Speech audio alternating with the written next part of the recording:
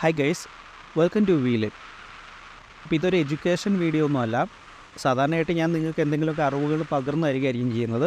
അപ്പോൾ ഇത്തവണ നിങ്ങൾക്കറിയാവുന്ന അറിവുകൾ നിങ്ങൾ എനിക്ക് പകർന്നു തരിക. ബിക്കോസ് നമുക്ക് പലപ്പോഴും ഞാൻ നമ്മുടെ ഇന്ത്യയിൽ നിലനിൽക്കുന്ന ഒരു പൊളിറ്റിക്കൽ സിനാറിയൊക്കെ നോക്കുന്ന സമയത്ത് ഇവിടെ പലപ്പോഴും മതേതര പാർട്ടികൾ എന്ന് പറയുന്ന രാഷ്ട്രീയ പാർട്ടികളായിരിക്കും അവർ ഏറ്റവും കൂടുതൽ മതേതരമല്ലാത്ത പ്രവർത്തികൾ ഒളിച്ചു കടത്താൻ നോക്കുന്നത്.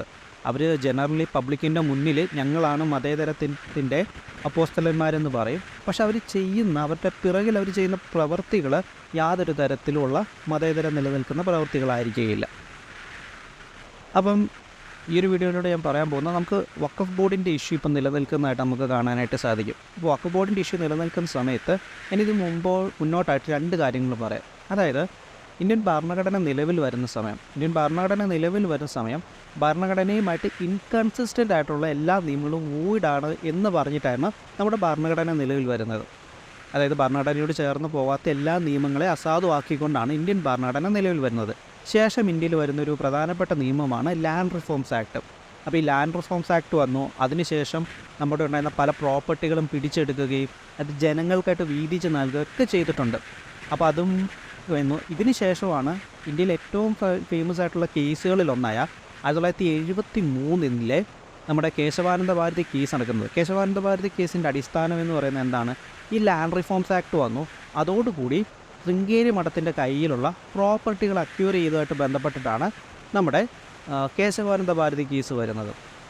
അപ്പോൾ ഇവിടെ നിങ്ങൾ ഓർക്കുക, രണ്ടും റിലീജിയസ് പ്രോപ്പർട്ടിയാണ്. ഇതെൻ്റെ ഡൗട്ടാണ്, എൻ്റെ സംശയമാണ്. സംശയത്തിന് നിങ്ങൾക്കറിയാവുന്ന ഉത്തരം നിങ്ങളെനിക്ക് തരിക. ഇപ്പം കേശവാനന്ദ ഭാരതി കേസിൽ നമ്മുടെ ശൃംഗേരി മഠത്തിൻ്റെ കയ്യിലിരിക്കുന്നത് ഒരു റിലീജിയസ് പ്രോപ്പർട്ടിയാണ്.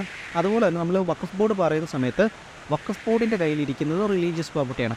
നമുക്ക് ഇന്ത്യൻ ഭരണഘടന നിലവിൽ വരുന്നതിന് മുമ്പ് നമുക്കറിയാം നമ്മുടെ രാജാക്കന്മാരുടെ കയ്യിൽ ഏകക്കണക്കിന് പ്രോപ്പർട്ടികളുണ്ടായിരുന്നു. അതുപോലെയുള്ള ദിവാന്മാർ അല്ലെങ്കിൽ സേട്ടുമാർ, അപ്പോൾ ഇവരുടെയൊക്കെ കയ്യിൽ ഏക്കർ കണക്കിനുള്ള പ്രോപ്പർട്ടികളുണ്ടായിരുന്നു. അപ്പോൾ ഇങ്ങനെയുള്ള പ്രോപ്പർട്ടികളെല്ലാം പിടിച്ചെടുത്ത് ജനങ്ങൾക്ക് റീഡിസ്ട്രിബ്യൂട്ട് ചെയ്യാൻ വേണ്ടിയാണ് നമ്മുടെ ലാൻഡ് റിഫോംസ് ആക്ട് വരുന്നത്. അങ്ങനെ ലാൻഡ് റിഫോംസ് ആക്ട് വന്നിട്ടും എന്തുകൊണ്ട് ഒരു പർട്ടിക്കുലർ കാറ്റഗറിയിൽ മാത്രമുള്ള പ്രോപ്പർട്ടി, അത് ഇന്ത്യക്ക് സ്വാതന്ത്ര്യം കിട്ടുന്നതിനും ചിലപ്പോൾ 100 വർഷമോ 200 വർഷമോ മുന്നേ ആരെങ്കിലുമൊക്കെ ഏതെങ്കിലുമൊക്കെ രാജാക്കന്മാർ നൽകിയ പ്രോപ്പർട്ടിയാണ് എന്ന് പറഞ്ഞുകൊണ്ട് ആ പ്രോപ്പർട്ടിയിൽ അവർക്ക് അതിപ്പം ഇന്ന് നമ്മൾ ഈ ഡിസ്കസ് ചെയ്യുന്ന സമയത്ത് അത് മറ്റാരുടെയെങ്കിലുമൊക്കെ കൈകളിലാണെങ്കിൽ അവർക്ക് അവകാശം ഉന്നയിക്കാൻ സാധിക്കുന്നത് എങ്ങനെ? ഓക്കെ. എന്നാൽ അത് അറ്റ് ദ സെയിം ടൈം നമ്മുടെ നാട്ടിലുള്ള ടെമ്പിൾസുകൾ അല്ലെങ്കിൽ ചർച്ചുകൾ, ഇനി അതല്ലെങ്കിൽ ചർച്ചിൻ്റെ കാര്യം എനിക്ക് പ്രോപ്പറായിട്ട് എനിക്ക് അറിയില്ല, ടെമ്പിൾസിൻ്റെ അമ്പലങ്ങളുടെ കയ്യിലുണ്ടായിരുന്ന പ്രോപ്പർട്ടികൾ പിടിച്ചെടുക്കപ്പെട്ടിട്ടുണ്ട്. അതിനെക്കുറിച്ച് എനിക്ക് ഡീറ്റെയിൽ ആയിട്ട് അറിയാം. അപ്പോൾ ചർച്ചുകളുടെ കയ്യിലിരുന്ന പ്രോപ്പർട്ടികൾ പിടിച്ചെടുത്തതെന്നുള്ളതിനെക്കുറിച്ച് എനിക്ക് അത്ര ഡീറ്റെയിൽ ആയിട്ട് അറിയില്ല. ഓക്കെ. അപ്പോൾ നമ്മളിങ്ങനെ പറയുന്ന സമയത്ത് ഇതുപോലെ തന്നെ അപ്പോൾ ഇങ്ങനെയുള്ള പ്രോപ്പർട്ടികൾ ഒരു സൈഡിൽ പിടിച്ചെടുക്കപ്പെടുകയും ലാൻഡ് റിഫോംസ് ആക്ട് വരുന്ന സമയത്ത് പിടിച്ചെടുക്കപ്പെടുകയും മറ്റേതിന് ഒരു എക്സ്ട്രാ ഒരു പ്രൊട്ടക്ഷൻ നൽകപ്പെടുകയും ചെയ്ത് എന്തുകൊണ്ടാണ്? ഇതിന് നിങ്ങൾ കോൺസ്റ്റിറ്റ്യൂഷൻ ഭരണഘടനാപരമായിട്ടോ അല്ലെങ്കിൽ മറ്റേതെങ്കിലും രീതിയിലോ, ഇനിയിപ്പോൾ ഈ എൻ്റെ ഒരു ചോദ്യം തന്നെ ചിലപ്പോൾ തെറ്റായിരിക്കാം, അപ്പോൾ നിങ്ങൾക്കിത് അറിയാവുന്നൊരു ഉത്തരം നിങ്ങളെനിക്ക് നൽകി. ഇതെൻ്റെ ഒന്നാമതായിട്ടുള്ളൊരു ചോദ്യം. ഇനി രണ്ടാമതായിട്ട് വരുന്ന എൻ്റെ ഒരു സംശയം എന്ന് പറയുന്നത്, നമുക്കിവിടെ നമ്മുടെ കോടതികളും നമുക്കിവിടെ വെൽ സ്ട്രക്ചേർഡ് ആയിട്ടുള്ള ഓർഗനൈസേഷൻസും നിലനിൽക്കുന്ന ഒരു രാജ്യമാണ്. എന്നിട്ട് കൂടെ എന്തുകൊണ്ട് വഖഫ് ബോർഡ് നിലവിൽ കൊണ്ടുവന്ന സമയത്ത്, അത് കോൺഗ്രസ് പാർട്ടിയാണ് ഇന്ത്യയിൽ വഖഫ് ബോർഡ് നിലവിൽ കൊണ്ടുവരുന്നത്, നമ്മുടെ ഭരണഘടനയെ ഉയർത്തിപ്പിടിക്കുമെന്നും അതുപോലെ തന്നെ ഭരണഘടനാ മൂല്യങ്ങളുടെയൊക്കെ സംരക്ഷണം നടത്തുന്നവരാണെന്നും പറയുന്ന ഇതേ കോൺഗ്രസ് പാർട്ടി നമ്മുടെ വഖഫ് നിയമങ്ങൾ നിലവിൽ കൊണ്ടുവരുന്ന സമയത്ത് എന്തുകൊണ്ട് അതിനെ നമ്മുടെ ഒരു പ്രോപ്പറായിട്ടുള്ള നിയമം അല്ലെങ്കിൽ നമ്മുടെ ഭരണഘടന അനുസരിച്ച് നിലവിൽ വന്നിട്ടുള്ള കോടതികൾ മുഖേന ഈ ഒരു പ്രശ്നങ്ങൾക്ക്, അതായത് ലാൻഡിൻ്റെ ഡിസ്ട്രിബ്യൂഷനുമായിട്ട് ബന്ധപ്പെട്ട ഡിസ്പ്യൂട്ടുകളായിക്കോട്ടെ അല്ലെങ്കിൽ അങ്ങനെ വരുന്ന പ്രശ്നങ്ങൾ പലതുമായിക്കോട്ടെ, എന്തുകൊണ്ട് നമ്മുടെ കോടതികൾ വഴി പോകുന്നതിന് പകരം ഇവരൊരു ട്രൈബ്യൂണലിനെ ഏൽപ്പിച്ചു? ആ ട്രൈബ്യൂണൽ എന്ന് പറയുന്നത് തന്നെ ആ ട്രൈബ്യൂണൽ ഒരു ഡിസിഷൻ എടുത്തു കഴിഞ്ഞാൽ അതിന് ക്വസ്റ്റ്യൻ ചെയ്യാൻ പറ്റില്ലാത്ത രീതിയിലാണ് ഈ ഒരു ട്രൈബ്യൂണൽ രൂപപ്പെട്ടു വന്നിട്ടുള്ളത്. അപ്പോൾ എന്തുകൊണ്ട് ഇതിനെ ഒരു പ്രോപ്പറായിട്ട് നമ്മുടെ കോടതികൾ മുഖേന പോയി ഇതിനൊരു പ്രോപ്പറായിട്ടുള്ള ഒരു റെസൊല്യൂഷനിലേക്ക് എത്തേണ്ടതിന് പകരം ഇത് ട്രൈബ്യൂണലുകളെ ഏൽപ്പിച്ചു? നമ്മുടെ രാജ്യത്ത് നിലനിൽക്കുന്ന നിയമമുണ്ട്, ആ നിയമത്തെ സപ്പോർട്ട് ചെയ്യാനായിട്ടുള്ള മെക്കാനിസംസ് നമുക്കിവിടെയുണ്ട്. അതിനെയെല്ലാം ഒഴിവാക്കിക്കൊണ്ട് എന്തുകൊണ്ട് ട്രൈബ്യൂണൽ വഴി പോയി? ഇതെൻ്റെ രണ്ടാമത്തെ സംശയമാണ്. നിങ്ങൾക്ക് ആർക്കെങ്കിലും ഉത്തരം അറിയാമെങ്കിൽ നിങ്ങളിതിന് ഉത്തരം പറയുക. അതുപോലെ തന്നെ മൂന്നാമതായിട്ടുള്ള എൻ്റെ ഒരു സംശയം എന്ന് പറയുന്നത്, ഇപ്പം ഞാനിത് എൻ്റെ ഡൗട്ട്സുകളാണ് ഞാൻ പറയുന്നത്. ഞാൻ പറഞ്ഞല്ലോ, നേരത്തെ പറഞ്ഞതുപോലെ തന്നെ ചിലപ്പോൾ എനിക്ക് പറ്റുന്ന തെറ്റുകളായിരിക്കും, എനിക്ക് എൻ്റെ അറിവില്ലായ്മ, എൻ്റെ മിസ്റ്റേക്കാകാം. അതുകൊണ്ടാണ് ഓഫ് കോഴ്സ് നിങ്ങൾക്കിത് അറിയാവുന്നവരൊക്കെ ഇതിൻ്റെ കീഴെ വന്ന് നിങ്ങളത് തിരുത്തി തരിക, മിസ്റ്റേക്കുകളാണെങ്കിൽ, അല്ലെങ്കിൽ ഇതിനകത്ത് എന്തെങ്കിലുമൊക്കെ അറിവില്ലായ്മ ബേസ് ചെയ്തിട്ടാണ് ഈ ഒരു ചോദ്യങ്ങളൊക്കെ ഉരുത്തിരിഞ്ഞ് വരുന്നതെങ്കിൽ ഡെഫിനറ്റ്ലി നിങ്ങളത് തിരുത്തി തരും. ഓക്കെ. അപ്പം എൻ്റെ മൂന്നാമത്തെ ഡൗട്ട് ഇതാണ്. മൂന്നാമത്തെ ഡൗട്ട് എന്ന് പറയുന്നത്, ആക്ച്വലി ഇത്രയും ഒരു വളരെ ബ്രോഡായിട്ടുള്ളൊരു കോൺസ്റ്റിറ്റ്യൂഷനും അതുപോലെ തന്നെ ഇത്രയും നിയമങ്ങളൊക്കെ നിലനിൽക്കുന്ന ഒരു രാജ്യത്ത് എന്തുകൊണ്ട് വഖഫ് ബോർഡിൻ്റെ നിയമത്തിൽ എന്തുകൊണ്ട് ഇങ്ങനെ ഒരു നിയമം എഴുതപ്പെട്ടു വെച്ചു? അതായത് ഇപ്പോൾ വഖഫ് ബോർഡിന് തോന്നുവാണ്, അവർ വിശ്വസിക്കുകയാണ് ഒരു പർട്ടിക്കുലർ പ്രോപ്പർട്ടി കണ്ടിട്ട് അത് വഖഫ് പ്രോപ്പർട്ടി ആണെന്ന് അവർക്കൊരു ഇഫ് ദേ ബിലീവ്സ്, അവരങ്ങനെ ഒരു വിശ്വസിക്കുകയാണ്, ആ ഒരു പ്രോപ്പർട്ടി അത് വഖഫ് ബോർഡിന് കീഴിൽ വരുന്ന അല്ല വഖഫ് ലാൻഡ് ആണെന്ന് അവർക്ക് തോന്നുകയാണെങ്കിൽ അവർക്കതിന് മുകളിൽ ക്ലെയിം ഉന്നയിക്കാനായിട്ട് സാധിക്കുന്നതാണ്. അങ്ങനെ ഞാൻ മനസ്സിലാക്കിയിടത്തോളം വെച്ച് അങ്ങനെ അവരൊരു ക്ലെയിം ഉന്നയിക്കുന്ന ഒരു സമയത്ത് ഈ ഒരു പ്രോപ്പർട്ടി വഖഫിൻ്റെ അല്ല, ഇത് ഞങ്ങളുടെ പ്രോപ്പർട്ടിയാണ് എന്ന് തെളിയിക്കേണ്ട ഒരു ബർഡൻ അല്ലെങ്കിൽ ബാധ്യത വന്ന് ചേരുന്നത് ആ ഒരു ക്ലെയിം ഉന്നയിക്കുന്ന പ്രോപ്പർട്ടിയിൽ താമസിക്കുന്ന ജനങ്ങളുടെ മുകളിലാണ്. ഇപ്പോൾ സപ്പോസ് ഒരു എ എന്ന് പറയുന്നൊരു വ്യക്തി ബി എന്ന് പറയുന്നൊരു വ്യക്തിയുടെ പ്രോപ്പർട്ടിക്ക് മുകളിൽ സാധാരണ ഒരു കേസിൽ ക്ലെയിം ഉന്നയിക്കുന്ന സമയത്ത് അവിടെ ക്ലെയിം ഉന്നയിക്കുന്ന എ എന്ന് പറയുന്ന വ്യക്തി വേണം ഇതിൻ്റേതായിട്ടുള്ള എവിഡൻസുകൾ ഹാജരാക്കുവാനായിട്ട്. എന്നാൽ ഞാൻ മനസ്സിലാക്കിയെടുത്തോളം, ചിലപ്പോൾ ഇത് തെറ്റായിരിക്കും, നിങ്ങൾക്ക് ഞാൻ പറഞ്ഞല്ലോ, നിങ്ങൾക്ക് തെറ്റുകൾ വന്നു കഴിഞ്ഞാൽ നിങ്ങളത് തിരുത്തി തരും. ഓക്കെ. ഞാൻ മനസ്സിലാക്കിയെടുത്തോളം ഇങ്ങനെയാണ്. എന്നാൽ ഈ വഖഫിൻ്റെ കാര്യം വരുന്ന സമയത്ത് ഇത് നേരെ തിരിയും. അതായത് ആരുടെ മുകളിലാണോ ക്ലെയിം ഉന്നയിക്കുന്നത് അവർ വേണം ഈ ഒരു പ്രോപ്പർട്ടിയുടെ മുൻകാലത്തുള്ള രേഖകൾ പലതും ഹാജരാക്കാനായിട്ട്. ഇപ്പം നിങ്ങളൊന്ന് ചിന്തിച്ച് നോക്കൂ, നിങ്ങൾ ജീവിക്കുന്ന പ്രോപ്പർട്ടിയുടെ ഒരു 50 വർഷം അല്ല 60 വർഷം പഴയ ഡോക്യുമെൻറ്റ്സുകൾ നിങ്ങളോട് സബ്മിറ്റ് ചെയ്യാൻ പറഞ്ഞു കഴിഞ്ഞാൽ അത് എത്ര ബുദ്ധിമുട്ടുള്ള കാര്യമായിരിക്കും എന്നറിയാവും. ഒരു നോർമലായിട്ടുള്ള രീതിയിൽ നമുക്ക് പോയി കഴിഞ്ഞാൽ തന്നെ നമ്മുടെ ഇപ്പോൾ മുന്നാധാരം എടുക്കണം, അതിന് മുന്നോട്ടുള്ള പല ആധാരങ്ങളും അല്ലെങ്കിൽ ഇതിൻ്റെ കൈവശങ്ങൾക്ക് മാറ്റം വന്നതൊക്കെ എടുക്കണമെങ്കിൽ നമ്മൾ ഉദ്ദേശിക്കുന്നത് പോലെ എളുപ്പമുള്ളൊരു കാര്യമല്ല. അപ്പോൾ അങ്ങനെ ഇരിക്കുന്നൊരു പ്രോപ്പർട്ടി നമുക്ക് കൈമാറ്റം ചെയ്യുവാനോ ബാങ്കിൽ എന്തെങ്കിലും ലോൺ കൊടുക്കുവാനോ അപ്പോൾ ഇങ്ങനെയുള്ള കാര്യങ്ങൾക്കൊന്നും സാധിക്കാതെ വരും.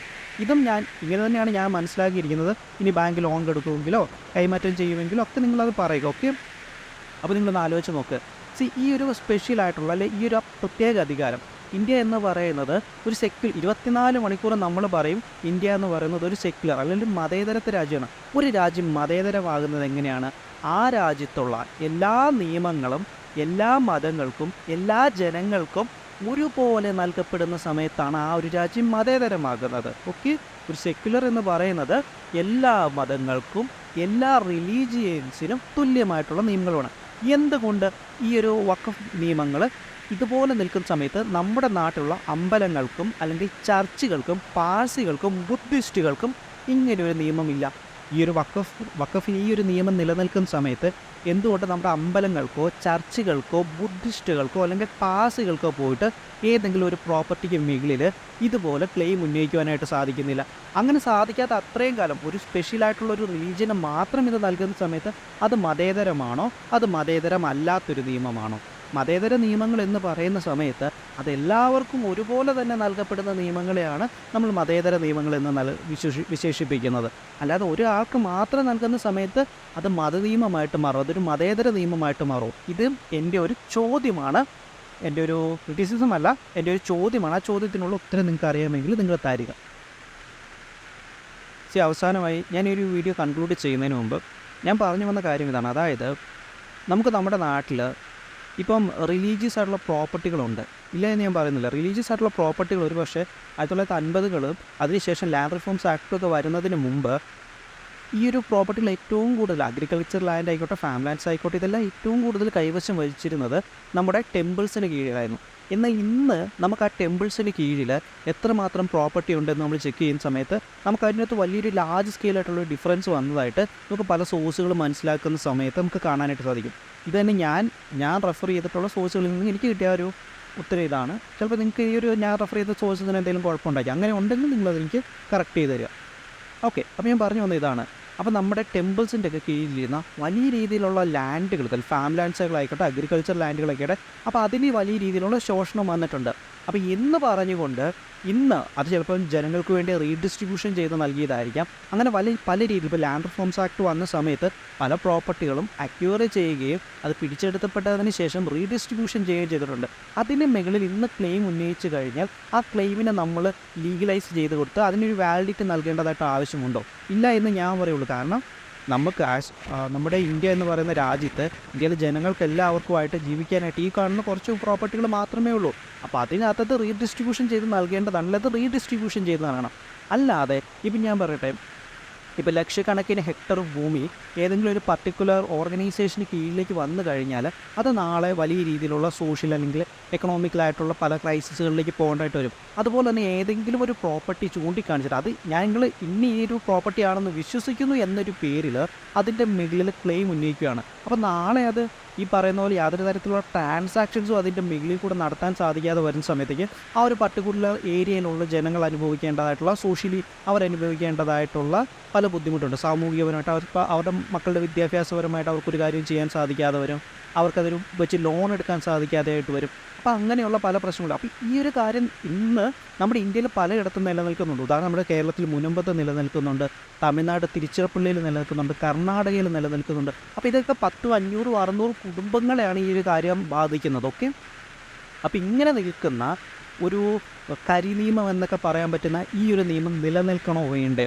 അപ്പോൾ ഇതും എൻ്റെ ഒരു ചോദ്യമാണ്. നിങ്ങൾക്ക് അതിന് ഉത്തരം പറയാം. ഓക്കെ, ഞാൻ അപ്പോൾ എൻ്റെ കൺക്ലൂഷൻ ഇതാണ്. അത് ഇന്ത്യ എന്ന് പറയുന്ന രാജ്യം ഒരു സെക്യുലറിലെ മതേതര രാജ്യമാണെങ്കിൽ മതങ്ങൾക്ക് അല്ലെങ്കിൽ ആ ഒരു മതത്തിൻ്റെ കീഴിൽ വരുന്ന ഓർഗനൈസേഷൻ അത് പ്രവർത്തിക്കുവാൻ വേണ്ടി മാത്രമായിട്ടുള്ള സ്വത്തുക്കളുടെ ആവശ്യമുള്ള അത് അമ്പലമായാലും ശരി, ചർച്ച ആയാലും ശരി, അതിനിപ്പം വേറെ ഏത് റിലീജിയസിൻ്റെ കീഴിൽ വരുന്ന പ്രോപ്പർട്ടികളാണെങ്കിലും ശരി, അതിൻ്റെ ഡേ ടു ഡേ പ്രവർത്തനങ്ങൾക്ക് വേണ്ട പ്രോപ്പർട്ടികളും സ്വത്തും മാത്രമേ അതിനാവശ്യമുള്ളൂ. അല്ലാതെ നമ്മുടെ രാജ്യത്തുള്ള മുഴുവൻ പ്രോപ്പർട്ടികളുടെ ഒരു വലിയൊരു സിംഹഭാഗം എടുത്ത് റിലീജിയസ് ഓർഗനൈസേഷന് നൽകി അതിന് നമ്മുടെ ഭരണഘടനാപരമായിട്ടുള്ള ഒരു സെക്യൂരിറ്റി നൽകേണ്ടതായിട്ടുള്ള ആവശ്യമില്ല എന്നാണ് ഞാൻ പറഞ്ഞു വെക്കുന്ന എൻ്റെ അഭിപ്രായം. ഇതിനകത്ത് ഞാൻ പറഞ്ഞതിനകത്ത് എന്തെങ്കിലുമൊക്കെ മിസ്റ്റേക്കുകൾ വന്നിട്ടുണ്ടെങ്കിൽ നിങ്ങളത് തിരുത്തുക. ഓക്കെ, ഇതൊരു ഒപ്പീനിയൻ മാത്രമാണ്, ഒരു ടീച്ചിങ് വീഡിയോ അല്ല. ഇതിനെക്കുറിച്ച് വേണമെങ്കിൽ വളരെ ഡീറ്റെയിൽ ആയിട്ട് എന്താണ് വഖഫ് നിയമം, എന്താണ് അതിന് കീഴിൽ വരുന്ന കാര്യങ്ങളെന്ന് ഡീറ്റെയിൽ ആയിട്ട് എക്സ്പ്ലെയിൻ ചെയ്യാനാണ് അത് ഞാൻ മറ്റൊരു വീഡിയോയിലൂടെ ചെയ്യാം. ഇതെനിക്ക് വന്നിട്ടുള്ള സംശയങ്ങളാണ്, നിങ്ങൾക്ക് അത് സാധൂകരിക്കാൻ വേണ്ടി ഞാൻ നൽകുന്ന ഒരു ഓപ്പർച്യൂണിറ്റിയുമാണ്.